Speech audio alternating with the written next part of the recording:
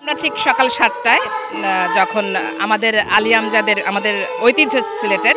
আলিয়ামজাদের ঘড়ির যখন 7টা বাজার শেষ হয়েছে ঠিক তখনই আমাদের পাঠশালার যারা সদস্য আছে তারা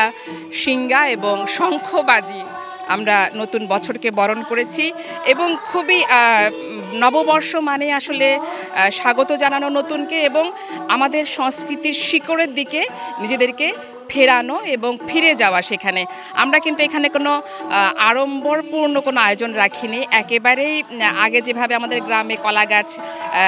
রঙিন কাগজ কেটে যেভাবে করা হতো সেটাই আমরা করেছি এবং যারা আজকের আয়োজনটা কিন্তু শিশুদের এবং আমাদের যারা অভিভাবক আছে একেবারেই তারা যা যা ইচ্ছে তাই করবে এখানে কোনো গদবাঁধা নিয়ম নেই সেটি আসলে আমাদের নববর্ষে আমাদের আবার শিকড়ের কাছে ফিরে যাওয়া আমাদের শিশুদের নিয়ে এটি আমাদের প্রত্যাশা। দিনটা হচ্ছে আমাদের বাঙালিদের একটা ঐতিহ্য এই প্রোগ্রাম দিয়ে আমরা আমাদের বর্ষকে বরণ করে নিই এই জন্য যে আজকের প্রজন্মরা যাতে এই অনুষ্ঠান এই সংস্কৃতি সম্পর্কে জানতে পারে এবং আগামীতে তারা যাতে এটাকে আরো প্রসার করতে পারে ছড়িয়ে দিতে পারে এই প্রত্যাশার জন্য আসা এখানে। নববর্ষে অনেক জায়গায় ঘুরবো বেড়াবো অনেক মজা করব আর এখানে আমরা গান শুনতে আসছি শোভাযাত্রায় যাব আর অনেক মজা করব। আমাদের বার্তা হচ্ছে আমরা বাঙালি। 40% বেশি গ্লো বিশ্বের 1 নম্বর গ্লো ক্রিম নতুন গ্লো এন্ড লাভলি। বাঙালি হচ্ছে একটি জাতিসত্তা যার হাজার বছরের কৃষ্টি সভ্যতার একটি পরিচয় আছে যার হাজার বছরের গৌরবোজ্জ্বল ইতিহাস রয়েছে আমরা সেই ইতিহাসকে সমুজ্জ্বল করতে চাই নববর্ষকে সামনে রেখে একটি সার্বজনীন উৎসবের মধ্য দিয়ে আমরা জাতিসত্তার পরিচয়টাকে ধরে রাখতে চাই। আমরা জানি যে নববর্ষ এলেই একটি সাম্প্রদায়িক গোষ্ঠী মাথাচাড়া দিয়ে উঠতে চায় কিন্তু আপনি দেখবেন যে বাংলাদেশের সর্বত্র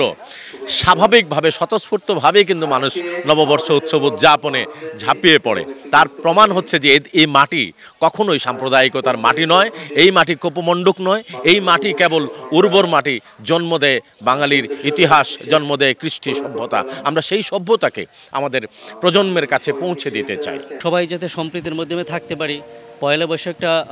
সবার জন্যই শুভ হোক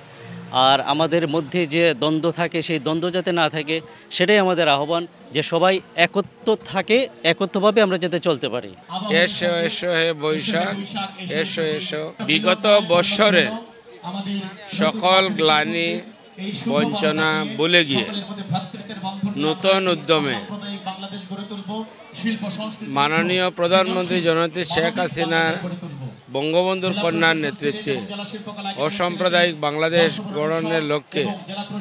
সুখী সমৃদ্ধশালী বাংলাদেশ গড়ার লক্ষ্যে বাংলার সাংস্কৃতিক ঐতিহ্য ধরে রাখার লক্ষ্যে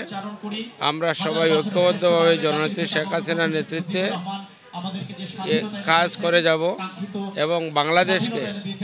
একটি অসাম্প্রদায়িক সুখী সমৃদ্ধশালী বঙ্গবন্ধুর স্বপ্নের সোনার বাংলা গড়ার লক্ষ্যে আমরা সবাই কাজ করব। 1430 সালকে বিদায় দিলাম এবং 1431 সালকে আমরা বরণ করছি। শুভ নববর্ষ সিলেট নগরবাসী সহ দেশে বিদেশে সবাইকে। জয় বাংলা।